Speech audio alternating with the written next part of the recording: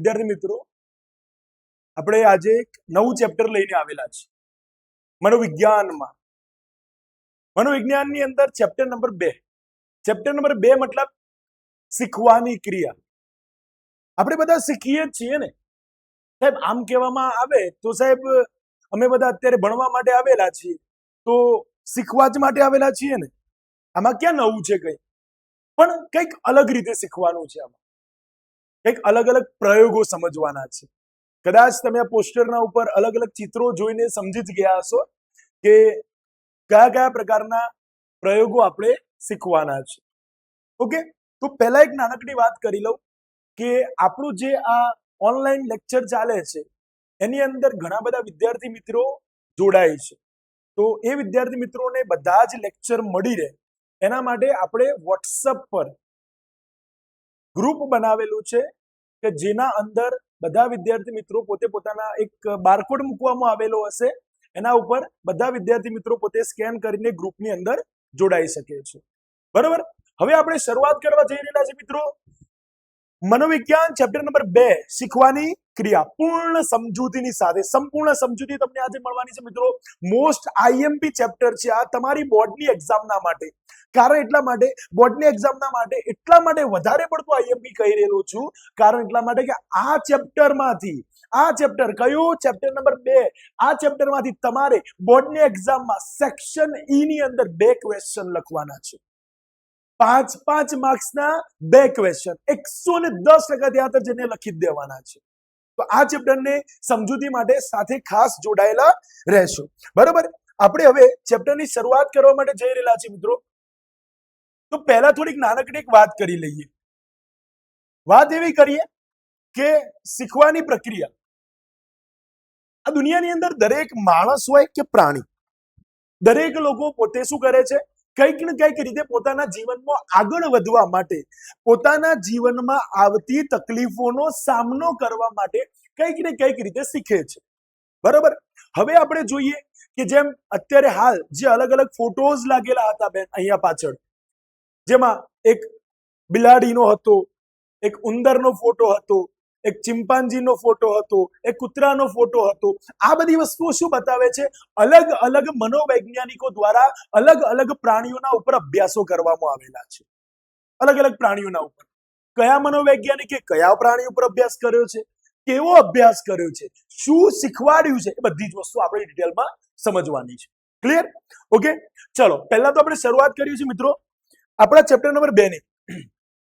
પહેલું તો કહે છે શીખવાની ક્રિયા. મનોવિજ્ઞાન એ વર્તનનું વિજ્ઞાન છે. આપણે બધા જાણીએ છીએ કે મનોવિજ્ઞાન એ શાનું વિજ્ઞાન છે ભાઈ? વર્તનનું વિજ્ઞાન છે. બરાબર. વર્તનના અભ્યાસ દરમિયાન જાણવા મળ્યું છે કે પૃથ્વી પરના તમામ સજીવોને તેમની આસપાસના પર્યાવરણ સાથે કામ પાર પાડવા માટે શિક્ષણ અનિવાર્ય છે. આ પૃથ્વી ઉપર રહેતો દરેક પ્રાણીને શું એ આજુબાજુના જેટલું જે કંઈ પણ વાતાવરણ છે એ વાતાવરણ સાથે પોતાનું જીવન સેટ કરવા માટે, પોતાનું જીવન જીવવા માટે એને શું કરવું પડે છે? કંઈક ને કંઈક તો શીખવું જ પડે છે. અને કહે છે કે દરેક સજીવને પોતાના જીવન રક્ષણ અને નિભાવ માટે કોઈ ને કોઈ પ્રકારનું શિક્ષણ તો લેવું જ પડે છે. શિક્ષણને કારણે આવતા પરિવર્તન અને પરિસ્થિતિમાં થતા બદલાવથી મળતા જીવન રક્ષણ અને પ્રેરણાના સંતોષને કારણે પ્રાણી કે માનવ માત્રનું જીવન શક્ય બને છે. એક નાનકડી વાત કરી દો મિત્રો કે જીવનમાં છે ને બદલાવ જરૂરી છે, અપડેટેશન જરૂરી છે. જો માણસના જીવનમાં અપડેટ નથી થતો તે માણસ કેવો રહી જાય છે? પાછળ રહી જાય છે. એક માણસ જ નહીં, પ્રાણીઓના જીવનની અંદર પણ આ ઘટનાઓ ઘટતી હોય છે. પ્રાણીઓએ પણ પોતાનું જીવન આગળ વધારવા માટે કંઈક ને કંઈક બદલાવ લાવવો પડે છે. તો સાહેબ બદલાવ આવે છે કઈ રીતે? એક પ્રક્રિયા. કઈ પ્રક્રિયા? શીખવાની પ્રક્રિયા. કઈ પ્રક્રિયા? શીખવાથી કંઈક ને કંઈક નવું શીખીને આપણે જોઈએ છે ને એક નાનકડું વાક્ય કહીએ તો કંઈ ખોટું ના કહેવાય કે સાહેબ શિક્ષણ એ જીવન પર્યંત ચાલતી અવિરત પ્રક્રિયા છે. નાનું બાળક હોય ને, નાનું બાળક એ જેમ જેમ મોટું થતું જાય ને કંઈક ને કંઈક એનામાં બદલાવ આવે છે. હા, માની શકીએ કે ભાઈ એ બદલાવ એના જીવનની અંદર આવે છે. એ પોતે મોટું થઈ રહેલું છે એટલા માટે એનામાં બદલાવ આવે છે. પણ પહેલા ધોરણમાં આવ્યા, બીજા ધોરણમાં આવ્યા, ત્રીજા ધોરણમાં આવ્યા, કંઈક ને કંઈક નવા નવા સિલેબસ તમારી સામે આવ્યા અને તમે કંઈક ને કંઈક નવું નવું શીખો છો. આ શીખવાની ક્રિયા. અહીંયા આપણે 4 થી 5 પ્રયોગોના વિશે માહિતી મેળવવાની છે. બરોબર, તો આગળ જોઈએ. પહેલા તો નાનકડો ટોપિક, એક મોસ્ટ આઈએમપી લાઈન તમારા સામે આવેલી જોવા મળે છે મિત્રો. કઈ? દરેક સજીવ પોતાના જીવન ચક્ર દરમિયાન મોટે ભાગે 2 પ્રકારનું વર્તન કરે છે ભાઈ. 2 પ્રકારનું. દરેક સજીવ કેટલા પ્રકારનું વર્તન કરે છે? 2 પ્રકારનું. કેટલા પ્રકારનું વર્તન કરે છે? 2. વારંવાર એમસીક્યુ માં અને નાના નાના શોર્ટ ક્વેશ્ચન ની અંદર પૂછાયેલો પ્રશ્ન છે કે પહેલું તો સાહજિક વર્તન અને બીજું છે શિક્ષિત વર્તન. સાહજિક વર્તન કોને કહેવાય? સાહજિક વર્તન એટલે કે જે જન્મજાત થતું હોય એવું વર્તન. જન્મજાત કયા કયા પ્રકારના વર્તન થાય છે? માણસનું બાળક હોય, એ પોતે જન્મતાની સાથે કઈ ક્રિયા કરે છે? રડવાની ક્રિયા કરે છે ને. અથવા તો ગાયનું વાછરડું હોય તો જન્મતાની સાથે પોતે પોતાની માતાને જાતે ઊભું થઈને માતાને આંચળે લાગીને પોતે ખોરાક મેળવે છે. સમજાય છે ને? આ બધી વસ્તુ એમને કોઈને શીખવાડવી પડતી નથી, ઓટોમેટિક ક્રિયાઓ થાય છે. અને આ જે ઓટોમેટિક ક્રિયાઓ થાય ને એવું વર્તન એટલે કેવું વર્તન? સાહજિક વર્તન. અને શિક્ષિત વર્તન વિશે તો તમને શું કહેવું હવે? શિક્ષિત વર્તનમાં ખબર પડે કે જે આજના સમયમાં તમે અત્યારે જે કંઈ પણ નવું જ્ઞાન પ્રાપ્ત કરી રહેલા છો, શીખી રહેલા છો, એને શું કહેવામાં આવે છે? શિક્ષિત વર્તન. ચલો હવે સાહજિક વર્તન માટે પ્રાણીઓને કોઈ પણ જાતનું ઔપચારિક શિક્ષણ મેળવવાની જરૂર રહેતી નથી. સીધી સિમ્પલ વસ્તુ કે છે સાહજિક વર્તનના માટે. કયા વર્તનના માટે? સાહજિક વર્તન માટે કોઈ ટ્યુશન લગાવવાની જરૂર નથી, કોઈ સ્કૂલમાં મોકલવાની જરૂર નથી, કોઈ કંપનીમાં મોકલવાની જરૂર નથી. ઓટોમેટિક એની અંદર ક્રિએટ થાય છે આ વસ્તુ. સમજ પડે છે? અને કે છે દરેક સજીવ જન્મથી જ પોતાના જનીનોમાં કેટલીક શક્તિઓ લઈને જન્મે છે, જેનાથી અમુક મર્યાદિત પ્રક્રિયાઓ આપતા તે શીખી જાય છે. માતા પિતાના જે બાળક હોય છે ને, એ બાળક જ્યારે જન્મ લે છે ને ત્યારે માતાની કોખમાંથી ઘણા બધા જનીન તત્વોની સાથે બાળક જન્મે છે. અને એ બાળક જ્યારે જન્મે છે ને ત્યારે ઘણી બધી એવી પ્રતિક્રિયાઓ હોય છે કે જે જાતે ઓલરેડી શીખીને જ આવેલું હોય છે. બરાબર, હવે વાત કરીએ આપણે કે છે કે જેનાથી અમુક મર્યાદિત પ્રતિક્રિયાઓ આપતા તે શીખી જાય છે. અને આ પ્રકારનું વર્તન એ જન્મજાત કે સાહજિક વર્તન છે. દાખલા તરીકે એક નાનકડું ઉદાહરણ આપેલું છે કે છે કીડીનું પોતાના માટે ખોરાકના કણને ખેંચીને જવું. કીડી પોતે પોતાના માટે શું કરીને જાય છે અને કોણે શીખવાડ્યું? તમે કદાચ ઘણી બધી વખતે જોયેલું હશે કે એક કીડી પોતે જ્યારે દિવાલ પર ખોરાક લઈને ચડતી હોય છે ને ત્યારે ઘણી બધી વખતે ખોરાક નીચે પડી જાય છે. તો કીડી વારંવાર નીચે આવે છે, ઉપર જાય છે, નીચે આવે છે, ઉપર જાય છે, ઘણા બધા પ્રયત્નો કરે છે અને છેલ્લે એક લક્ષ્ય સુધી પહોંચી જાય છે. તમે અનુભવ કરેલો હશે આ વસ્તુનો. સમજાય છે? તો આ કીડીને કોણે શીખવાડ્યું કે વારંવાર પ્રયત્નો કરો? આ પ્રયત્ન અને ભૂલનો સિદ્ધાંત આપણે જોવાના છીએ પ્રયોગમાં. જેટલા જેમ પ્રયત્નો વધતા જશે તેમ ભૂલોનું પ્રમાણ કેવું થતું જશે? ઘટતું જશે. અને તમારામાં શિક્ષણનું પ્રમાણ કેવું થતું જશે? વધતું જતું જશે. કહેવાનો મતલબ એવો છે મિત્રો કે ઘણા બધા પ્રાણીઓમાં આ જે સાહજિક વર્તન છે એ ક્યાંય શીખવાડવું પડતું નથી. એમના માતાના ગર્ભમાંથી જ ઘણું બધું શીખીને લઈને આવેલા જોવા મળે છે. બરાબર, હવે અહીંયા કહે છે બીજા ઉદાહરણો એની અંદર આપેલા છે કે ગાયના વાછરડાનો જન્મ થતા જ થોડી વારે માતાના આંચળે વળગીને પોતાની ભૂખ સંતોષવી અને માનવ બાળનું જન્મ્યા પછી તરત જ શું કરે છે માણસનું બાળક? રડવું. બરાબર, સામાન્ય રીતે દરેક સજીવ પોતાની મૂળભૂત પ્રેરણાઓ, સંતોષવાની રીતો અને જીવન રક્ષાની રીતો આપમેળે જ શીખી લેતું હોય છે. ઓટોમેટિક પોતાની જાતે જ બાળક પોતે શું કરતું હોય છે? શીખી લેતું હોય છે. અને જેને આપણે કેવું વર્તન કહીએ છીએ? સાહજિક વર્તન. કેવું વર્તન કહીએ છીએ? સાહજિક વર્તન. જે ઓટોમેટિક થતી હોય ક્રિયાઓ, તમારે શીખવાડવી પડતી નથી, તમારી જાતે જે ક્રિયાઓ થાય છે એવી ક્રિયાઓને કેવું વર્તન કહેવામાં આવે છે? સાહજિક. હવે વાત કરીએ શિક્ષિત વર્તન. શિક્ષિત વર્તન એટલે એવું વર્તન કે જે અન્ય લોકોને વર્તન કરતા જોઈને શીખાય છે. બીજા લોકોને જોયું અને પછી આપણે શીખ્યા. એક નાનકડી વાત કહું તો આજની દુનિયાની અંદર મોસ્ટ ઓફ બાળકો જે છે ને એ બાળકો પોતે મોસ્ટ ઓફ બીજા લોકોને જોઈને ઘણું બધું શીખી જાય છે. જુએ છે, શીખે છે, જુએ છે, શીખે છે. આ જોવું અને શીખવું, આ શિક્ષણ કેવું? તો આ શિક્ષણને કહેવામાં આવે છે અનુકરણાત્મક શિક્ષણ. કયું શિક્ષણ? કયું શિક્ષણ? અનુકરણાત્મક શિક્ષણ. અનુકરણાત્મક શિક્ષણનો મતલબ શું થાય કે સાહેબ એનું અનુકરણ આપણે કરીએ છીએ. સમજાય છે ને? અનુકરણ કરવું મતલબ એને જોવું અને પછી શીખવું, મતલબ કે અનુકરણ કરવું. એને જોઈને ઘણા બધા નાના બાળકો હોય ને, પહેલા બીજામાં ભણતા બાળકો હોય ને, એ 5મા 6ના ધોરણના બાળકોને જોઈને ઘણી બધી ઘણા બધા અલગ અલગ પ્રકારની મસ્તી કરતા, અલગ અલગ પ્રકારના કાર્યો કરતા બાળકો શીખે છે. આ વર્તન એટલે કેવું વર્તન કહેવાય? શિક્ષિત વર્તન. બરાબર. એના પછી કહે છે અથવા તો તે વર્તન અન્ય દ્વારા શીખવવામાં આવતું હોય છે. આ પ્રકારના શિક્ષણમાં વ્યક્તિએ પ્રાણીને જે તે વર્તન કરતા આવડતું હોતું નથી. પહેલા તો કશું જ નથી આવડતું. બાળક એકદમ કોરી સ્લેટ જેવું હોય છે અને પછી એના ઉપર જે પ્રકારે એકડો ગૂંટવામાં આવે એવી રીતે બાળકની અંદર કંઈક શિક્ષણ મળે છે. અને પછી કહે છે પરંતુ વ્યક્તિ કે પ્રાણી જે તે વર્તન કરતા શીખવા માટે સ્વેચ્છાએ ચોક્કસ પરિવર્તનનો સ્વીકાર કરીને વર્તનમાં બદલાવ લાવે છે. અહીં વ્યક્તિ કે પ્રાણી પોતાની મરજીથી જે તે શિક્ષણ મેળવતું હોય છે. જે શિક્ષિત વર્તન છે ને બેટા, શિક્ષિત વર્તનની અંદર કોઈ પણ પ્રાણી હોય કે પછી માણસ હોય, એ પોતાની ઈચ્છાથી પોતાનામાં બદલાવ લાવે છે. એવું નથી કે બળજબરીપૂર્વક એના ઉપર થોપી દેવામાં આવે છે. એ પોતાની ઈચ્છાથી, ભાઈ મારે કંઈક બદલાવ લાવવો છે, મારા વર્તનમાં કંઈક ચેન્જીસ લાવવું છે, મારે જીવનમાં કંઈક આગળ વધવું છે, એના માટે કંઈક મારે શીખવું પડશે. સીધી વસ્તુ છે બેટા કે 18-19 વર્ષનું વ્યક્તિ પોતે જ્યારે કોલેજનું બધું કાર્ય પૂર્ણ કરી ચૂકેલો હોય, બરાબર, ત્યારે એના મગજમાં એક જોરદાર એક હથોડો વાગે છે. શું? ભાઈ મારે કંઈક કમાવવું પડશે, કંઈક કમાવવું પડશે. તો કંઈક કમાવા માટે કંઈક શીખવું પડશે. કોઈક નોકરી મારે કરવી પડશે, કોઈક જોબ મારે કરવી પડશે, કોઈક બિઝનેસ મારે શીખવો પડશે. તો આ પોતાની સ્વેચ્છાએ પોતાનામાં લાવેલું પરિવર્તન છે, પોતાનામાં લાવેલો બદલાવ છે. બરાબર.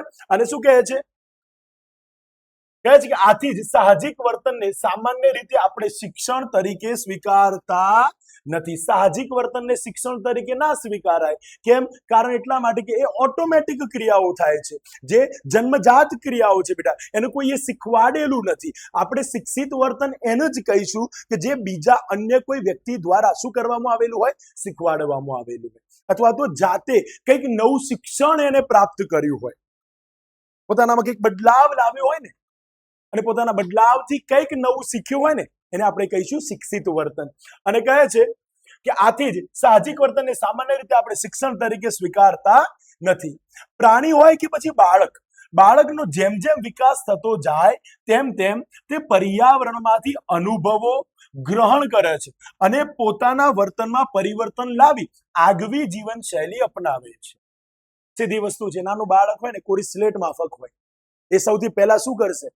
અનુકરણ કરશે, જોશે, હવે દુનિયાને ઓળખે છે, કોણ એના માટે કેવું છે, કેવી રીતે કોના સાથે કેવી રીતે વર્તન કરવું, આ બધું જ બાળક પોતે શીખે છે, અનુભવ કરે છે. અને અનુભવ કર્યા બાદ પોતે સારામાં સારી લાઈફ જીવે છે. હવે કહે છે માનવી હોય કે પ્રાણી, દરેક પોતાના જીવનમાં પ્રત્યેક ક્ષણે પરિવર્તન લાવતા જ હોય છે. આથી જ શિક્ષણ એ, અંડરલાઈન કરી લેજો, આથી જ શિક્ષણ એ જન્મથી મૃત્યુ સુધી ચાલતી કેવી પ્રક્રિયા છે? અવિરત પ્રક્રિયા છે. અવિરત એટલે કે રોકાયા વગર ચાલતી પ્રક્રિયા. કેમ સાહેબ આવું કીધેલું છે? આજના સમયમાં નાના નાના બાળકોને કદાચ તમે જોયા હશે તો સાહેબ જેવો મોબાઈલ હાથમાં આવે ને કે તરત જ આમ સ્ક્રીન ઉપર, ભલે આવડતું હોય કે ના આવડતું હોય, શું કરે છે? મોબાઈલની સ્ક્રીન ઉપર આમ આંગળીઓ ફેરવતા થઈ જાય છે. અને વયોવૃદ્ધના કોઈ વ્યક્તિ હોય જેમણે લાઈફ ટાઈમ મોબાઈલ જોયો જ નથી, છતાં પણ એક ઈચ્છા તો એમનામાં ઉત્પન્ન થાય જ છે. કઈ? ભાઈ મને પણ મોબાઈલ આવડે યાર, મને પણ શીખવાડો યાર, કે જેથી હું પોતાના જીવનની અંદર મોબાઈલનો ઇસ્તેમાલ કરી શકું. મતલબ બંને ઉદાહરણ આપે ને કે જન્મજાત જે બાળક છે, 1-2 વર્ષનું જે બાળક છે, 3 વર્ષનું જે બાળક છે ને, એ બાળક પોતે મોબાઈલની સ્ક્રીન ઉપર આંગળીઓ ફેરવે છે, મતલબ કે કંઈક નવું શીખવા માંગે છે. અને પેલો જે વયોવૃદ્ધનો જે માણસ છે, એ પોતાના જીવનના અંતિમ શ્વાસો લઈ રહેલો છે, છતાં પણ એ કંઈક નવું શીખવા માંગે છે. એટલા માટે કહી શકાય કે ના કહી શકાય કે શિક્ષણ એ કેવી પ્રક્રિયા છે? અવિરત ચાલતી પ્રક્રિયા છે, જે લોંગ ટર્મ સુધી ચાલે છે, ક્યારેય રોકાતી નથી. બરાબર. હવે વાત કરીએ આપણે એના પછી ડાયરેક્ટ આપણે જે મેઇન ટોપિક ઉપર આવી જાવ અહીંયા, શીખવું એટલે શું. જે ઇમ્પોર્ટન્ટ ટોપિક નથી મિત્રો, એ આપણે વધારે તમને અત્યારે હાલ ચલાવતા નથી આની અંદર, બરોબર. ચલો, ઇમ્પોર્ટન્ટ મોસ્ટ આઈએમપી ટોપિકમાં આપણે એક ટોપિક છે તમારો શીખવું એટલે શું, વ્યાખ્યા અને તેની સમજૂતી. મોસ્ટ આઈએમપી ટોપિક છે. વારંવાર પ્રશ્ન બોર્ડની એક્ઝામમાં સેક્શન ઈ ની અંદર પૂછાઈ ગયેલો છે. શું પૂછાયેલો છે કે શિક્ષણની વ્યાખ્યા આપી તેના પ્રકારોને વિસ્તૃત સમજાવો, શિક્ષણની વ્યાખ્યાને વિસ્તૃત સમજાવો, આવી રીતે પૂછાયેલો છે. કદાચ તમારા સ્વાધ્યાયની અંદર પણ આ પ્રશ્ન આપેલો છે, બરોબર. ચલો, અમેરિકન મનોવૈજ્ઞાનિકની વાત ચાલે છે ભાઈ. અમેરિકન મનોવૈજ્ઞાનિક કોણ? સીડી મોર્ગન. મુર્ગન નામ સાંભળેલું છે ને? હા, મુર્ગન. આ મોર્ગન, આપણે મુર્ગન નથી પણ આ મોર્ગન છે. સીડી મોર્ગને શિક્ષણની વ્યાખ્યા આપતા જણાવ્યું છે કે આટલાથી વ્યાખ્યા ચાલુ થાય છે બેટા. શું વ્યાખ્યા છે? શિક્ષણ એટલે અનુભવ અને પ્રયત્ન કે મહાવરાથી વર્તનમાં થતો સાપેક્ષ કાયમી ફેરફાર. 110% તમારે આ વ્યાખ્યા મોઢે તૈયાર કરી નાખવાની છે. આના વગર બોર્ડની એક્ઝામ પૂરી થશે નહીં. સમજાય છે ને? આના વગર કહી રહેલો છું મિત્રો કે આના વગર બોર્ડની એક્ઝામ પૂરી થશે નહીં. ક્લિયર? હવે શું કહે છે? વ્યાખ્યા કમ્પલસરી. શિક્ષણ એટલે અનુભવ અને પ્રયત્ન કે મહાવરાથી વર્તનમાં થતો સાપેક્ષ કાયમી ફેરફાર. યાદ રહી જાય? શું છે વ્યાખ્યા? શિક્ષણ એટલે અનુભવ અને પ્રયત્ન કે મહાવરાથી વર્તનમાં થતો સાપેક્ષ કાયમી ફેરફાર, જે લોંગ ટર્મ સુધીનો હોય. એક વખતે સાયકલ ચલાવતા શીખી ગયા, ઘણા બધા પ્રયત્નો કર્યા હતા. સાયકલ ચલાવતી વખતે તમે ઘણી વખતે તો પડી બી ગયા હતા, વાગ્યું બી હશે જોરદાર. સમજ પડે છે? એ તમારી ભૂલો હતી જેના કારણે તમે પડી ગયા હતા. પણ જેમ જેમ પ્રયત્નો વધારતા ગયા તેમ તેમ ભૂલો કેવી થઈ? વધતી ગઈ કે ઘટતી ગઈ? ઓછી થઈ ને. હવે ભૂલો ઘટી જેના કારણે તમારું શિક્ષણ કેવું થતું ગયું? વધ્યું કે ના વધ્યું? તો કહેવા માંગે છે આ શિક્ષણ એટલે અનુભવ અને પ્રયત્ન કે મહાવરાથી વર્તનમાં થતો સાપેક્ષ કાયમી ફેરફાર. આ વ્યાખ્યા આટલે સુધી કમ્પલસરી યાદ કરી લેવાની. અને કહે છે આ વ્યાખ્યામાં શિક્ષણ માટેના મુખ્યત્વે 3 બાબતો અનિવાર્યપણે જાણવી જરૂરી છે. પહેલી 1, 2 અને 3. કઈ 3 બાબતો? પહેલો ટોપિક કયો છે? અનુભવ, મહાવરા કે પ્રયત્નનું પરિણામ. અનુભવ, મહાવરા કે પ્રયત્નનું પરિણામ. બીજું છે વર્તનમાં થતું પરિવર્તન. ત્રીજું છે સાપેક્ષ કાયમી પરિવર્તન. ચલો, આને આપણે ડિટેલની અંદર સમજવાની કોશિશ કરીએ. શું કહે છે? પહેલું, અનુભવ, મહાવરા કે પ્રયત્નનું પરિણામ. અગાઉ આપણે જોયું કે પ્રાણી કે માનવના વર્તનમાં ફેરફાર થાય છે તે જો અનુભવ, તાલીમ કે મહાવરાને કારણે ન થાય તો તેને સંપાદિત શિક્ષણ ન કહી શકાય. અનુભવ, મહાવરા કે પ્રયત્ન. અનુભવ, મહાવરા કે પ્રયત્નના કારણે જો તમે શિક્ષણ મેળવ્યું છે તો શિક્ષણ કહેવાય. પણ આનો ઉપયોગ જ ના કર્યો હોય અને ડાયરેક્ટ તમને શિક્ષણ મળે, ડાયરેક્ટ એટલે કે સાહજિક શિક્ષણ હોય તો એને શિક્ષણ તરીકે ઓળખવામાં આવતું નથી. સાહજિક વર્તન હોય તેને શિક્ષણ તરીકે ઓળખી શકાતું નથી.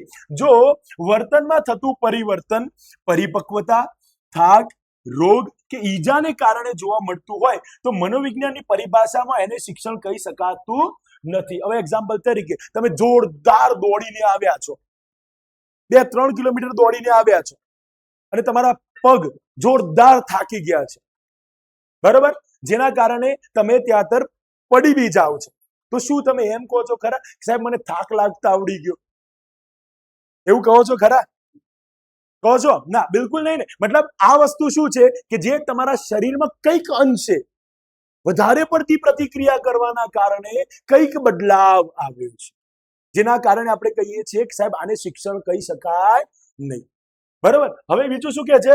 કોઈ રોગના કારણે. હવે આપણે કહીએ સાહેબ જો મારું શરીર ગરમ થતું મને આવડી, ગરમ કર, તાવ આવ્યો ને, તાવ, બરોબર, રોગ થયેલો હોય તો રોગ થવાથી આપણે એવું કહીએ છીએ ખરા કે સાહેબ મને સાહેબ મારું શરીર ગરમ કરતા આવડી ગયું? આવું કહીએ છીએ ખરા? બિલકુલ ના ને. કેમ? કારણ કે આ શિક્ષણ કહેવાય નહીં. આ કેવી પ્રક્રિયા છે? સાહજિક પ્રક્રિયા છે, જે ઓટોમેટિક થાય છે આપણા શરીરમાં. બરોબર. એના પછી કે છે કે દાખલા તરીકે બાળક 3-4 મહિનાનું થતા જાતે પથારીમાં ઊંધું પડતા શીખે છે. આ પરિપક્વતાની વાત કરીએ આપણે. જ્યારે નાનું બાળક જન્મે ને ત્યારથી જેમ જેમ થોડું થોડું મોટું થતું જાય, 4, 5, 6 મહિનાનું બાળક પછી શું કરે, પોતે ઊંધું પડતા શીખે, પછી પગ ફસાવીને થોડુંક ચાલતા અથવા તો ખસેડતા થોડું નીકળે કે ના નીકળે, બાળક પોતાની જગ્યાએથી હલતા શીખે બાળક, બરાબર. તો શું કહે છે, પથારીમાં ઊંધું પડતા શીખે કે પથારીમાં પગ ભરાવીને ખસતા શીખે, તો તેને રોજિંદી ભાષામાં બાળક ઊંધું પડતા શીખી ગયું કે પથારીમાં ખસતા શીખી ગયું તેવું કહી શકીએ છીએ. પરંતુ યાદ રાખજો, પરંતુ બાળકમાં આવેલ આ પરિવર્તન તેની શારીરિક પરિપક્વતાના કારણે જોવા મળે છે.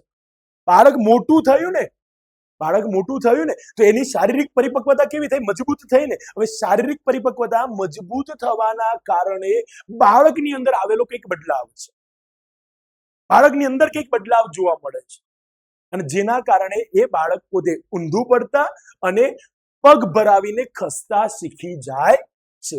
આને શિક્ષણ કહી શકાતું નથી, અને પરિપક્વતાને કારણે જોવા મળતું હોવાથી મનોવિજ્ઞાન તેને શિક્ષણ તરીકે સ્વીકારતું નથી.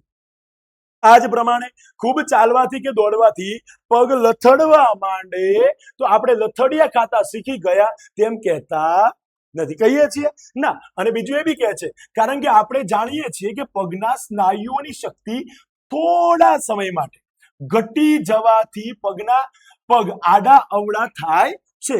તે જ રીતે પગનું હાડકું તૂટી જવાથી કે લંગડાવાથી ક્રિયા હોય, પછી કોઈ કેફી દ્રવ્ય, કોઈ મદ્યપાન કરીને આવેલો માણસ હોય, બરોબર, અને એકદમ લંગડાતો આમ ચાલતો હોય, તો આપણે એમ કહીએ ખરા કે ભાઈ હા સાહેબ જોરદાર હો, અને લંગડાતા આવડી ગયું, આવું કહીએ ખરા? ના. આ કેફી દ્રવ્યના કારણે એના વર્તનમાં આવેલું પરિવર્તન છે, અને શું કહે છે, જોવા મળતું હોય છે, તેને શિક્ષણ કહી શકાતું નથી. ક્લિયર? એના પછી વર્તનમાં થતું પરિવર્તન. વર્તનમાં પરિવર્તન કઈ રીતે થાય? જો કોઈ પણ બાબતનું શિક્ષણ ત્યારે જ કહેવાય જ્યારે પહેલા જે વર્તન હતું તેમાં પરિવર્તન જોવા મળે. જેમ કે એક્ઝામ્પલ તરીકે નાનકડું ઉદાહરણ આપું, પહેલા તમને સાયકલ ચલાવતા નહોતી આવડતી, હવે તમે શું કર્યું, શિક્ષણ મેળવ્યું, અને શિક્ષણ મેળવ્યા બાદ શું જોવા મળે છે, તમને સાયકલ ચલાવતા આવડે છે. મતલબ કે આ તમારા વર્તનમાં કઈક અંશે બદલાવ આવેલો જોવા મળે છે કે ના? વસ્તુ આ જ કરેલું છે મિત્રો. શું કહે છે, તો જો દાખલા તરીકે બાળકને જ્યારે પહેલી વાર સાયકલ ચલાવતા આવડતું ન હોય, એટલે કે જેવો સાયકલ પર બેસી સાયકલ ચલાવવાનો પ્રયત્ન કરે ત્યારે પડી જાય છે. આમ વારંવાર પ્રયત્ન કરતા તેને ધીરે ધીરે સાયકલ પર બેલેન્સ રાખતા અને પેન્ડલ મારવા સાથે આગળ વધતા આવડી જાય છે. આમ વારંવાર મહાવરો કરવાથી તે સાયકલ ચલાવી શકે છે. અને આમ ઉદાહરણ દ્વારા શિક્ષણ એ વર્તનમાં થતું પરિવર્તન છે. આ ઉદાહરણ શું કહે છે, શિક્ષણ દ્વારા શું કરી શકાય છે, વર્તનમાં પરિવર્તન કરી શકાય છે. તમે પણ તમારા જીવનની અંદર ઘણી બધી કોશિશો કરી હશે, અને ઘણી બધી કોશિશોના અંતે તમારા વર્તનની અંદર કંઈક બદલાવ લાવ્યા હશે. જેમ કે કોઈ બાળકના અક્ષર ખરાબ આવે છે, બરોબર, હવે એ બાળક વારંવાર પ્રેક્ટિસ કરે છે, તો એના વર્તનની અંદર કંઈક બદલાવ આવે છે કે નથી આવતો? કંઈક અંશે બદલાવ જોવા મળે છે કે નથી મળતો? તમને એક્ટિવા ચલાવતા નથી આવડતી, તમારા પપ્પા તમારા પાછળ બેસીને તમને હેલ્પ કરે છે, 2 વખત 4 વખત 5 વખત 10 વખત પપ્પા તમારી હેલ્પ કરે, 11મી વખત તમે જાતે ચલાવતા થઈ જશો. કેમ? શિક્ષણ દ્વારા વર્તનની અંદર શું આવે છે, પરિવર્તન આવે છે, એક બદલાવ આવે છે. શક્ય છે કે નહીં? આ દુનિયાની અંદર કંઈ પણ માણસ શીખે છે ને એનું કારણ કયું છે? શિક્ષણ. શું છે? શિક્ષણ વગર તો કઈ શક્ય જ નથી ને બેટા. આ દુનિયામાં બધા જ માણસો શિક્ષણથી જોડાયેલા છે. અને આટલા પહેલા આપણે કહ્યું ને કે શિક્ષણ એક એવી પ્રક્રિયા છે, અવિરત ચાલતી પ્રક્રિયા, મતલબ કે જન્મથી લઈને મૃત્યુ સુધી. ચલો હવે સાપેક્ષ કાયમી પરિવર્તન કેવું હોય છે? સામાન્ય રીતે આપણે લીધેલું મોટા ભાગનું શિક્ષણ સ્થાયી અથવા તો ઘણા લાંબા સમય સુધી ટકી રહેનારું હોય છે. આ સંદર્ભમાં અગાઉ સમજ મેળવી જ છે કે થાક કે ઈજા અને કેફી દ્રવ્યના કારણે અલ્પજીવી કે પરિસ્થિતિગત થયેલા ટૂંકા ગાળાના ફેરફારો એ શિક્ષણ નથી. આપણે હાલ વાત કરીને શું વાત કરી? શોર્ટ ટર્મ માટે પગનું હાડકું તૂટી જાય, બરોબર, અને પછી 2 મહિના જેટલો ખાટલો આવી જાય તમારે, તો તમે એવું કહો છો ખરા કે સાહેબ જો મને પગનું હાડકું તોડતા આવડી ગયું અથવા તો હું લંગડાતા શીખી ગયો, આવું કહો છો ખરા? નથી કહેતા ને. કેમ? કારણ કે આ શોર્ટ ટર્મ માટે હોય છે, ટૂંકા ગાળા માટે હોય છે. અને કહેવાય ને કે પગનું હાડકું સંધાઈ જવાના કારણે ફરીથી તમે નોર્મલ માણસની માફક ચાલતા શીખી જાઓ છો. થાય છે કે નથી થતું? કોઈ કેફી દ્રવ્ય લઈને માણસ પોતે જ્યારે હાલક ડોલક ચાલતો હોય, જ્યારે એનો નશો ઉતરી જાય છે, ત્યારે માણસ નોર્મલ માણસની માફક જીવન જીવતો થઈ જાય છે. બરાબર? સિમ્પલ વસ્તુ છે કે નહીં? કહેવામાં ખબર પડે છે. તમે બહુ દૂરથી દોડીને આવેલા હોય, જેના કારણે તમારા પગ લથડિયા મારતા હોય, અને પછી થોડુંક આરામ લઈ લો, પછી તમારા પગ કમ્પ્લીટ થઈ જાય છે કે નથી થતા? તો આ બધી વસ્તુઓ શિક્ષણમાં આવતી નથી. કે છે ને કે થાક, ઈજા અને કેફી દ્રવ્યના કારણે અલ્પજીવી કે પરિસ્થિતિગત થયેલ ટૂંકા ગાળાના ફેરફારો એ શિક્ષણ નથી જ. અગાઉના ઉદાહરણને યાદ કરીએ તો થાક ઉતરી જવાથી કે પછી પગનું હાડકું સંધાવાથી વ્યક્તિ સામાન્ય રીતે ચાલી શકે છે, માટે તે શિક્ષણ નથી. આમ વ્યક્તિના વર્તનમાં તત્કાલીન, હંગામી અને અસ્થાયી પરિવર્તનોને મનોવૈજ્ઞાનિકો શિક્ષણ તરીકે સ્વીકારતા નથી. ઓચંદાનું જે પરિવર્તન આવી જાય માણસના જીવનમાં, કેવું પરિવર્તન આવે? ઓચિંતાનું, હંગામી, ઇન્સ્ટન્ટ. જેમ કે ઓચંદાનું માણસ દોડી રહેલો હતો, સખત દોડી રહેલો હતો, અને જયારે ઉભો રહે છે ત્યારે એના પગ લથડિયા મારવા માંડે છે. તો ઇન્સ્ટન્ટ પરિવર્તન આવ્યું ને, તો આને શિક્ષણ તરીકે સ્વીકારવામાં આવતું નથી. હવે શું કહે છે? પરંતુ પ્રાણી કે વ્યક્તિના વર્તનમાં થતા દીર્ઘકાલીન એટલે શું? લોંગ ટર્મ માટે, લાંબા સમય માટે. એક્ઝામ્પલ તરીકે નાનકડું ઉદાહરણ આપું. તમને બધાને સાયકલ ચલાવતા આવડે છે ને? બરાબર? હવે એક વખતે સાયકલ ચલાવતા શીખી ગયા પછી શું તમારે વારંવાર સાયકલ ચલાવતા શીખવું પડે છે ખરું? આ દીર્ઘકાલીન શિક્ષણ છે. દીર્ઘકાલીન, લાંબા ગાળા માટેનું શિક્ષણ. જે લોંગ, એક વખતે તમે શીખી ગયા પછી તમે 2 મહિના, 4 મહિના, 5 મહિના, 10 મહિના જો સાયકલ નથી પણ ચલાવતા ને, અને 10 મહિના પછી તમને સાયકલ ચલાવવા માટે આપવામાં આવે ને, તો પણ તમે સારી રીતે સાયકલ ચલાવી શકો છો. આને કહેવામાં આવે છે શિક્ષણ. દીર્ઘકાલીન કહે છે ને. અને સાપેક્ષ કાયમી હોય તેવા પરિવર્તનોને જ શિક્ષણ તરીકે સ્વીકારે છે. આગળના ઉદાહરણના સંદર્ભમાં જ સમજીએ તો બાળકને જ્યારે પહેલીવાર સાયકલ ચલાવવાનો પ્રયત્ન કરે ત્યારે પડી જાય છે, પરંતુ થોડા દિવસોના મહાવરા પછી પોતાની શાળામાં જાતે સાયકલ ચલાવીને જતા શીખી જાય છે. તેને આપણે સાપેક્ષ કાયમી ફેરફાર કહીએ છીએ. જે એકવાર શિક્ષણ મેળવી લીધા પછી માણસે ફરીથી એના એ જ વિષયની અંદર ક્યારેય શિક્ષણ મેળવવાની જરૂર પડતી નથી. આ કેવો પ્રકારનું શિક્ષણ કહી શકાય? સાપેક્ષ કાયમી શિક્ષણ. જે એક વખતે મેળવી લીધું ત્યારબાદ તમારે ક્યારેય પણ શિક્ષણ મેળવવાની જરૂર પડતી નથી. જેમ કે એક્ઝામ્પલ તરીકે હું તમને સમજાવી દઉં. હાલ આપણે વાત કરી મનોવિજ્ઞાનની અંદર આ શિક્ષણની વ્યાખ્યાની. જો તમે એકદમ ધ્યાનથી આ શિક્ષણની વ્યાખ્યા તૈયાર કરી હોય, બરોબર, એક વખતે તૈયાર કરી દીધી પછી શું તમારે વારંવાર એ શિક્ષણની વ્યાખ્યા તૈયાર કરવી પડે છે ખરી? એક વખતે યાદ રહી ગઈ સાહેબ પછી પતી ગયું. હા, ગોખ્યું હોય ને તો તકલીફો ઘણી બધી થાય, પણ સાહેબ જો યાદ રાખી હોય તો ક્યારેય ભૂલાશે નહીં. બોર્ડની એક્ઝામની અંદર બી આપણે ઇન્સ્ટન્ટ ત્યાં આપણે લખી શકીશું. બરાબર? હવે આપણે ટોપિક નવો ચેન્જ કરીએ.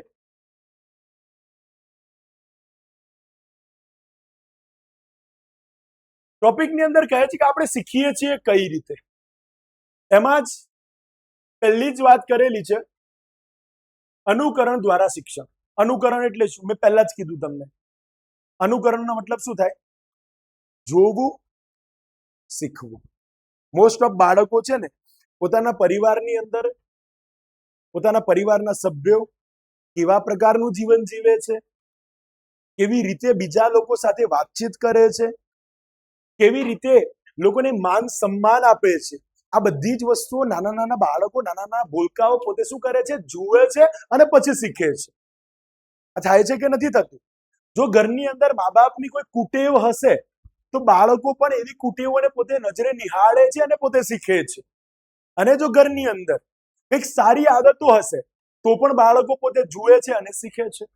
બરાબર? અહીંયા આપણે જોઈએ પહેલું જ અનુકરણ દ્વારા શિક્ષણ. એમાં કહે છે આ શિક્ષણને બીજા નામ બી છે, મોડેલિંગ શિક્ષણ અથવા તો સામાજિક શિક્ષણ.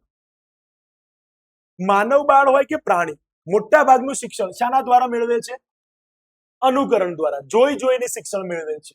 અનુકરણ દ્વારા મેળવેલ શિક્ષણ અવલોકનાત્મક શિક્ષણ કે સામાજિક શિક્ષણ પણ કહેવાય છે. અંડરલાઈન કરી લેજો. આ શિક્ષણ અનુકરણાત્મક શિક્ષણને બીજા કયા નામથી ઓળખવામાં આવે છે? સામાજિક શિક્ષણ અથવા અવલોકન કરવું, નિહાળવું, જોવું, નિરીક્ષણ કરવું અને એનાથી પછી આપણે શું કરવું? શિક્ષણ મેળવવું. હવે કહે છે કારણ કે શિક્ષણ માટે જરૂરી એવા અનુકરણનો મુખ્ય આધાર જ છે અવલોકન. સૌથી પહેલી જ વાત કરીએ, દુનિયાની અંદર બાળક આવે છે ને, જ્યારે જન્મે છે ને બાળકને કઈ રીતે ખબર પડે છે કે અમારા માતા છે? સમજ પડે છે ને? બાળક શું કરે છે? જોવે છે, અવલોકન કરે છે, નિહાળે છે. કોણ મને વધારે પ્રેમ આપે છે? કોણ મારાથી વધારે પડતું રૂઠેલું રહે છે? આ બધી વસ્તુઓ પર બાળક શું કરે છે? પોતે અવલોકન કરે છે. નહીતર બાળકને ક્યાં કક્કો કે બાળકડી આવડે છે? કશું સમજ પડે છે ને? સૌથી પહેલું શિક્ષણ બાળક કઈ રીતે મેળવે છે? અવલોકન કરીને. અને પછી કહે છે કે વ્યક્તિ પોતાની આસપાસના સામાજિક પર્યાવરણમાંથી અવલોકન કરીને અનુકરણ કરતી જોવા મળે છે. દાખલા તરીકે માતા પિતા, હવે ડાયરેક્ટ ઉદાહરણ તમને સમજાવી આપું. એક માતા પિતાની વાત કરી લો તો માતા પિતા બંને જણા સ્કૂટર લઈને પોતાના બાળકને લઈને બહાર જઈ રહેલા છે. હવે રસ્તાની અંદર પેટ્રોલ પૂરું થઈ ગયું, તો પેટ્રોલ જેવું પૂરું થઈ જાય છે તો પપ્પા પેટ્રોલ પંપના ઉપર સ્કૂટર લઈને જાય છે. હવે પેટ્રોલ પંપના ઉપર સ્કૂટર લઈને જાય છે તો પેલા ભાઈને કહે છે કે ભાઈ આટલું પેટ્રોલ પૂરી લો. તો ત્યાં બાળક છે ને આ બધી વસ્તુ નિહાળે છે કે શું કર્યું? પપ્પાએ કહ્યું પેટ્રોલ પુરાવાનું. હવે એ બાળક જુએ છે પપ્પાએ શું કે પેલા ભાઈએ પેટ્રોલ પૂર્યું, પપ્પાએ પૈસા આપ્યા અને પછી ત્યાંથી ચાલતા થયા. બરાબર? આ પ્રોસેસ હતી. આ બધી પ્રોસેસ બાળકે શું કર્યું? પોતાની નજરોથી જોઈ, પોતાની આંખોથી જોઈ. હવે આ બાળક શું કરશે ખબર છે? આજે અવલોકન કર્યું ને, આજે શિક્ષણ મેળવ્યું ને, આ બાળક પોતે પોતાના ઘરે જઈને પોતાના મિત્રો સાથે આ પ્રકારની ગેમ રમશે. ચાલ ભાઈ તું પેટ્રોલ પૂરવા વાળો, હું ગાડી લઈને આવું છું, તું મારી ગાડીમાં પેટ્રોલ પૂરી આપજે.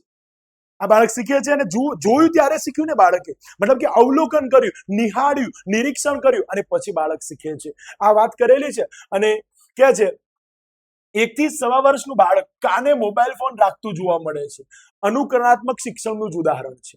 આજના સમયમાં આપણા મમ્મી પપ્પા વધારે પડતા મોબાઈલમાં આમ કરતા હોય ને તો બાળક બી છે ને પોતે ભલે આવડતું હોય કે ના આવડતું હોય મોબાઈલ, શું કરે છે? આમાં આંગળીઓ ફેરવતું થઈ જાય છે, કાને ફોન રાખતું થઈ જાય છે. જોવા મળે છે કે નથી મળતું? કેમ? આ અનુકરણ કરે છે બાળક. અને રોજબરોજના જીવનમાં આવા અસંખ્ય ઉદાહરણો જોવા મળે છે.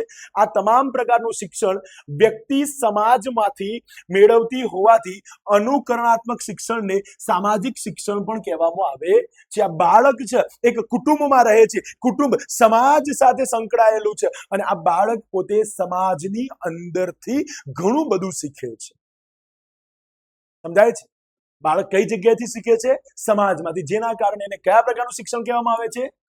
સામાજિક શિક્ષણ પણ કહેવામાં આવે છે. નાની બાળકીઓ ટેલિવિઝન ઉપર અનેક અભિનેત્રીઓ તથા પ્રખ્યાત વ્યક્તિઓને ચોક્કસ પ્રકારના પ્રસાધનો અને ફેશનેબલ કપડા વાપરતા જોઈને તે પ્રકારના પ્રસાધનો અને કપડાનો ઉપયોગ કરે તો તેને નમૂનારૂપ અથવા તો મોડેલિંગ શિક્ષણ પણ કહેવામાં આવે છે. અને કયા પ્રકારનું શિક્ષણ કહેવામાં આવે છે? નમૂનારૂપ. આજના સમયમાં ઘણી બધી બાળકીઓ, દીકરીઓની વાત કરીએ તો મોસ્ટ ઓફ ફેશન આજના સમયમાં ક્યાંથી આવી? આજના સમયમાં અલગ અલગ પ્રકારના વાળ ઓળાવવાની ફેશન ક્યાંથી આવી? અલગ અલગ પ્રકારના કપડાં પહેરવાની ફેશન ક્યાંથી આવી? અલગ અલગ પ્રકારના પેન્ટ પહેરવાની ફેશન ક્યાંથી આવી? લોકોએ જોયું. સોશિયલ મીડિયા, ટીવી અથવા તો જે મૂવીઝ, સિરિયલો જે જોવામાં આવે છે એની અંદર એ કેવા પ્રકારના લોકોએ કેવા પ્રકારના કપડાં પહેરેલા છે, કેવા પ્રકારના બાલ ઓળેલા છે, કેવા પ્રકારના શર્ટ પેન્ટ પહેરેલા છે, આ વસ્તુનું લોકો શું કરે છે? અનુકરણ કરે છે અને પોતાના જીવનમાં ઉતારે છે. બરાબર? આ એક પ્રકાર હતો મિત્રો. શિક્ષણની 5 તરાહો છે. અહીંયા પ્રશ્ન તમારે સેક્શન સી માં પૂછાશે. શું પ્રશ્ન પૂછાશે? શિક્ષણની તરાહો જણાવો. શિક્ષણની 5 તરાહો છે. 1, અનુકરણાત્મક શિક્ષણ, જે આપણે હાલ જોયું તે. બરોબર? બીજું, પ્રયત્ન અને ભૂલ દ્વારા શિક્ષણ, આપણે પ્રયોગ હવે જોવાના છીએ તે. એના પછી 3, અભિસંધાન દ્વારા શિક્ષણ, જે પાવલો નામના મનોવૈજ્ઞાનિકે કૂતરાના ઉપર પ્રયોગ કરેલો છે. એના પછી કારક અભિસંધાન દ્વારા શિક્ષણ. કારક અભિસંધાન દ્વારા શિક્ષણનો પ્રયોગ જે છે એ સ્કિનર નામના મનોવૈજ્ઞાનિકે કોના ઉપર કરેલો છે? ઉંદર ઉપર પ્રયોગ કરેલો છે. અને એના પછી છેલ્લો પ્રયોગ છે મિત્રો, આંતરસૂઝ દ્વારા શિક્ષણ. જે આંતરસૂઝ દ્વારા શિક્ષણ છે ને એ કોણે પ્રયોગ કરેલો છે? કોહલરે. કોહલરે કોના ઉપર પ્રયોગ કરેલો છે? ચિંપાંજી વાનર ઉપર. બરાબર, 3 પ્રયોગો કરેલા છે, આપણે ભણવાના છીએ. ચલો પહેલો પ્રયોગ હવે સમજવાની કોશિશ કરીએ. પ્રયત્ન અને ભૂલ દ્વારા શિક્ષણ. શું નામ છે પહેલા પ્રયોગનું? પ્રયત્ન અને ભૂલ દ્વારા શિક્ષણ. ચલો પ્રયત્ન અને ભૂલ દ્વારા શિક્ષણનું એક નાનકડું ઉદાહરણ આપું. હમણાં સાયકલની વાત કરી રહેલા હતા આપણે, બરાબર. હવે સાયકલની જ્યારે વાત કરતા હતા આપણે, ત્યારે એની અંદર એક વારંવાર શબ્દ આવતો હતો કે સાહેબ, જેમ જેમ પ્રયત્નો વધતા જાય છે, શું થાય છે? જેમ જેમ પ્રયત્નો વધતા જાય છે તેમ તેમ ભૂલોનું પ્રમાણ કેવું આવે છે? નીચું આવે છે. ભૂલો કેવી થતી જાય છે? ઓછી થતી જાય છે. અને શિક્ષણનું પ્રમાણ કેવું થતું જાય છે? વધે છે કે નહીં? બસ વસ્તુ આના બેઝ ઉપર જ એક પ્રયોગ છે. આખો પ્રયોગ તમને ડાયરેક્ટ સમજાવી આપું. થોર્નડાઇક નામના મનોવૈજ્ઞાનિકે એક સમસ્યા પેટી બનાવી. શું બનાવ્યું? સમસ્યા પેટી. થોર્નડાઇક નામના મનોવૈજ્ઞાનિકે એ સમસ્યા પેટીને અંદર કોને પૂરવામાં આવે છે? બિલાડી. હવે બિલાડીને જેવી પૂરવામાં આવે છે કે બિલાડી ભૂખી બિલાડી હતી અને બહાર એ પાંજરાની બહાર શું મૂકવામાં આવ્યું હતું? ખોરાક. એ પાંજરાની ડિઝાઇન એવી રીતે કરવામાં આવેલી હતી કે જેની અંદર બિલાડી પોતે કળ દબાવીને, અંદર એક સ્વિચ રાખેલી હતી જેને આપણે કહીએ કળ, બરાબર. એક કળ દબાવીને પોતે કળ દબાવે તો દરવાજો ખુલી જાય અને બિલાડી બહાર આવી જાય.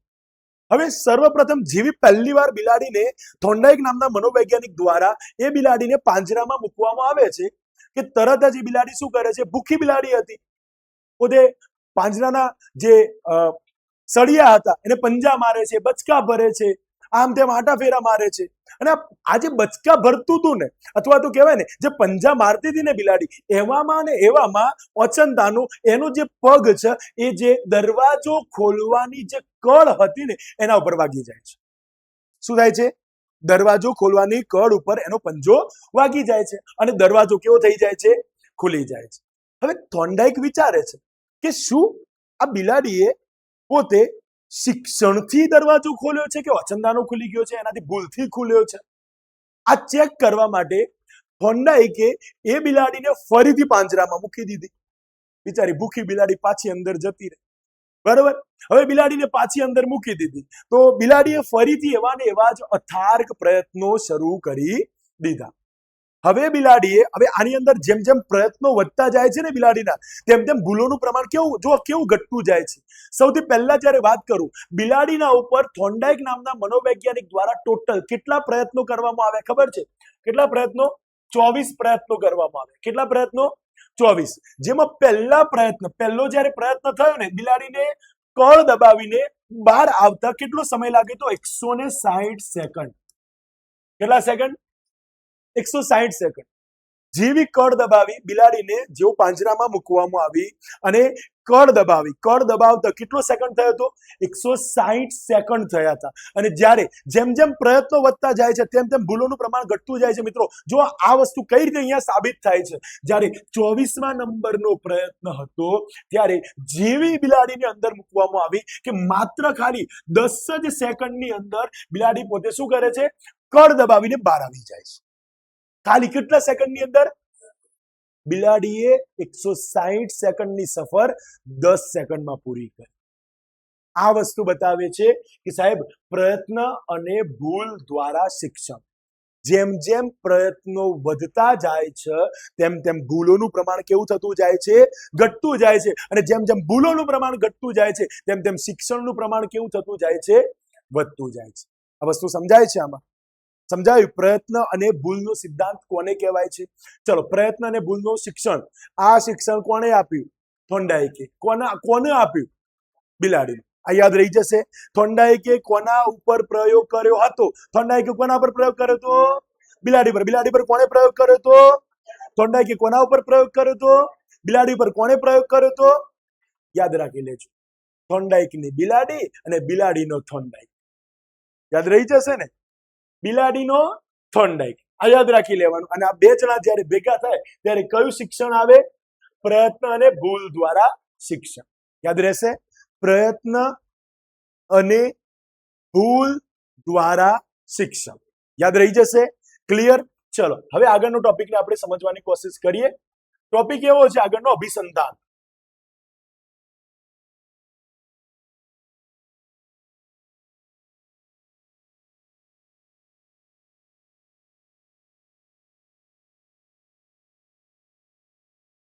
અભિસંધાન દ્વારા શિક્ષણ. અભિસંધાન એટલે શું? પહેલો જ શબ્દ સાહેબ અભિસંધાન. ઘણા બધા વિદ્યાર્થીઓના મનમાં પ્રશ્ન થતો, સાહેબ આ શિક્ષણનું નામ તમે લઈને આવ્યા છો ખરા, અભિસંધાન, પણ સાહેબ અભિસંધાનનો મતલબ શું થાય? અભિસંધાન મતલબ જોડાણ. અભિસંધાનનો મતલબ શું થાય? અભિસંધાનનો મતલબ શું થાય? અભિસંધાનનો મતલબ શું થાય? જોડાણ. યાદ રહી જશે. ઓકે, કોનું કોના સાથે જોડાણ? તો સાહેબ આપણે એના માટે પ્રયોગ જોવો પડશે. એકદમ ઈઝી પ્રયોગ છે, બહુ મજાનો પ્રયોગ છે. આ દેખાય છે ને બાજુમાં, ઇવાન પેટ્રોવિચ પાવલો. ક્યાંના હતા? રશિયાના હતા. રશિયન શરીર શાસ્ત્રી ઇવાન પેટ્રોવિચ પાવલો. આ પાવલોવે કૂતરા ઉપર અભ્યાસ કરેલો છે. જોરદાર પ્રયોગ છે. પહેલા સમજીએ. અહીંયા કહે છે કે અભિસંધાન એટલે કે જોડાણ. અભિસંધાન એ શિક્ષણની એક તરાહ. તરાહનો મતલબ થાય રીત. તરાહનો મતલબ શું થાય? રીત છે, જે સાહચર્યવાદ ઉપર આધારિત છે. મિત્રો ખાસ યાદ કરી લેજો, આવો પ્રશ્ન પૂછાય છે કે અભિસંધાન દ્વારા શિક્ષણ એ કયા વાદ ઉપર આધારિત છે? કયા વાદ ઉપર આધારિત છે? કયા વાદ ઉપર આધારિત છે? કયા વાદ ઉપર આધારિત છે? તો સાહચર્યવાદ ઉપર. અને કહે છે કે મૂળ તટસ્થ ઉદ્દીપક સિવાયના અન્ય ઉદ્દીપક પ્રત્યે સમાન પ્રતિક્રિયા આપવાનું શિક્ષણ પ્રાપ્ત થાય તો તે પ્રતિક્રિયાને અભિસંધાન થયું કહેવાય. દાખલા તરીકે શાળાના જુદા જુદા પ્રકારના ઘંટ વાગવાની સાથે જોડાયેલી આપણી વિવિધ પ્રવૃત્તિઓ. સવારની અંદર લાંબો બેલ પડે તો આપણે બધા શું કરીએ છીએ? સ્કૂલમાં જઈએ છીએ. અને સાંજે જ્યારે લાંબો બેલ પડે ત્યારે શું કરીએ છીએ? આપણે ઘરે જઈએ છીએ. જ્યારે વચ્ચે નાના નાના બેલ પડે તો આપણે શું સમજીએ? સાહેબ લેક્ચર બદલાયું. બેલનો અવાજ તો સેમ જ છે ને? કોઈ બદલાય છે બેલનો અવાજ? અલગ અલગ લેક્ચરે અલગ અલગ અવાજ આવે છે ખરો? ના. છતાં પણ આપણું અભિસંધાન થયેલું છે. સાહેબ 5મું લેક્ચર આવ્યું, સાહેબ 6ઠું લેક્ચર આવ્યું, સાહેબ 7મું લેક્ચર આવ્યું, સાહેબ હવે છૂટવાનો સમય થઈ ગયો. સમજણ પડે છે ને? તો આપણું અભિસંધાન, આપણું મગજ જે એ બેલ સાથે, એ ઘંટની અવાજની સાથે જે જોડાયેલું છે ને, એને કહેવામાં આવે છે અભિસંધાન. હવે કહીએ તો આ પ્રકારના શિક્ષણમાં વ્યક્તિને થતા અનુભવોની સાંવેદનિક પ્રતિમાઓનું મગજમાં જોડાણ થાય છે અને તેથી એક ઉદ્દીપકની રજૂઆત થતા અન્ય ઉદ્દીપકની સ્મૃતિ તાજી થાય છે. આ અભિસંધાન એટલે કે અનુભવોની એક સાંકળ કે જેમાં એક ઉદ્દીપકની ઉપસ્થિતિમાં અન્ય ઉદ્દીપકોની હાજરી હોવાનો અહેસાસ થાય છે. એક નાનકડું ઉદાહરણ આપું તો જ્યારે ચેપ્ટર નંબર 4 નું એક ઉદાહરણ છે, આ જ પ્રયોગનું ઉદાહરણ છે. એની અંદર એવું કહેવામાં આવેલું છે કે બાળક જ્યારે વધારે વાર રડતું હોય છે ને, બાળક વધારે રડતું હોય તો માતા પોતે શું કરાવે છે? સ્તનપાન કરાવે છે. અને બાળક પોતે કેવું થઈ જાય છે? શાંત થઈ જાય છે. આની આ પ્રક્રિયા વારંવાર થાય છે. બાળક જ્યારે જ્યારે રડે છે ત્યારે ત્યારે માતા પોતે શું કરાવે છે? સ્તનપાન કરાવે છે. અને જેવું જેવું સ્તનપાન કરાવે છે અને છેલ્લે એવી પ્રક્રિયા જોવા મળે છે કે ખાલી બાળક માતાને જ્યારે રડે છે ને બાળક, ત્યારે ખાલી માતાને જોઈને પણ બાળક કેવું થઈ જાય છે? શાંત થઈ જાય છે. આ બાળકની અંદર સ્થપાયેલું અભિસંધાન છે. કોના પ્રત્યે? માતાના પ્રત્યે. હજુ માતાએ પોતે સ્તનપાન એને કરાવ્યું નથી, છતાં પણ બાળકને તો અહેસાસ થઈ જાય છે કે ભાઈ માતા સામે જ છે ને, મને ગમે ત્યારે સ્તનપાન કરાવી દેશે, મને ગમે ત્યારે ખોરાક આપી દેશે. વસ્તુ સમજાવે છે. આ વસ્તુ કહે છે. હવે કહે છે કે રશિયન શરીરશાસ્ત્રી ઇવાન પેટ્રોવિચ પાવલોવે પાચન ક્રિયાનો અભ્યાસ કરતા કરતા અનેક પ્રયોગો કરીને અભિસંધાનને સમજાવ્યું છે. આ અભિસંધાન પરંપરાગત હોવાથી શાસ્ત્રીય અભિસંધાન, યાદ રાખી લેજો મિત્રો, ખાસ કરીને શાસ્ત્રીય અભિસંધાન અથવા તો રૂઢ અભિસંધાન તરીકે પણ ઓળખવામાં આવે છે. યાદ રાખી લેજો, આ શાસ્ત્રીય અભિસંધાન અથવા તો બીજા કયા નામથી ઓળખવામાં આવે છે આને? રૂઢ અભિસંધાન. હજુ ત્રીજું નામ પણ આપું છું મિત્રો. કયું? પ્રશિષ્ટ અભિસંધાન. કયું અભિસંધાન? પ્રશિષ્ટ અભિસંધાન નામથી પણ આને ઓળખવામાં આવે છે. બરાબર. આ ઉપરાંત શાસ્ત્રીય અભિસંધાન ને પ્રશિષ્ટ અભિસંધાન પણ કહેવામાં આવે છે. બરાબર. ચલો હવે પાવલોવનો કૂતરો અને કૂતરાનો પાવલો યાદ રહેશે. બરોબર. પહેલામાં શું યાદ રાખ્યું હતું આપણે? થોર્નડાઇકનો બિલાડી, થોર્નડાઇકની બિલાડી અને બિલાડીનો થોર્નડાઇક. અહીંયા પાવલોવનો કૂતરો અને કૂતરાનો પાવલો. યાદ રાખી લેજો મિત્રો, કંઈક અલગ રીતથી આને યાદ રાખવાની કોશિશ કરવાની છે. ચલો આપણે આ પ્રયોગ સમજી લઈએ. કઈ રીતે પ્રયોગ કર્યો છે ભાઈ, કઈ રીતે કૂતરાને શું શિક્ષણ આપ્યું છે એની વાત કરી લઈએ. પ્રશિષ્ટ અભિસંધાનનો પ્રયોગ કહે છે કે રશિયાના છે ભૈયા. આ ક્યાંના છે? આ પાવલો ભાઈ ક્યાંના છે? રશિયન શરીર શાસ્ત્રી ઇવાન પેટ્રોવિચ પાવલોવ. આવો પ્રશ્ન પૂછાય કે પાવલોને શાના અભ્યાસ કરવામાં વધારે રસ હતો? તો પ્રશ્નનો જવાબ આવશે પાચન ક્રિયાના. યાદ રાખી લેજો, શાનો અભ્યાસ કરવામાં વધારે રસ હતો? તો પાચન ક્રિયાના અભ્યાસમાં એને રસ હતો. તેમણે પોતાની જિજ્ઞાસા સંતોષવા માટે કોના ઉપર પ્રયોગ કર્યો?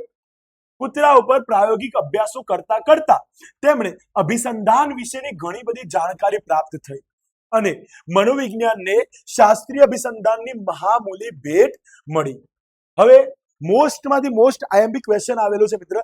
શું વારંવાર પ્રશ્ન પૂછાયેલો છે, એમસીક્યુ માં પણ પૂછાયેલો છે અને શોર્ટ ક્વેશ્ચનમાં પણ પૂછાયેલો છે. ચલો, શું પ્રશ્ન છે? પાવલોવને ક્યારે તબીબી વિદ્યા ક્ષેત્રમાં નોબેલ પારિતોષિક એનાયત થયું હતું? તો 1904 પાવલોવ નામના મનોવૈજ્ઞાનિકને નોબેલ પારિતોષિક આપવામાં આવ્યું હતું. ક્યારે આપવામાં આવ્યું હતું? ક્યારે આપવામાં આવ્યું હતું? ક્યારે આપવામાં આવ્યું હતું? યાદ રાખી લેજો મિત્રો, તમારે આખી બુકની અંદર મનોવિજ્ઞાનની ધોરણ 12 ની આખી મનોવિજ્ઞાનની બુકની અંદર એક જ વ્યક્તિ એવો છે જેને નોબેલ પારિતોષિક મળ્યું છે. એક જ મનોવૈજ્ઞાનિક. કયો? પાવલોવ. પાવલોવને નોબેલ પારિતોષિક ક્યારે મળ્યું? ક્યારે મળ્યું? કયા મનોવૈજ્ઞાનિકને નોબેલ પારિતોષિક મળ્યું હતું? પાવલોવને. યાદ રહી જશે. ઓકે, હવે એનો પ્રયોગને આપણે સમજવાની કોશિશ કરીએ. આપણે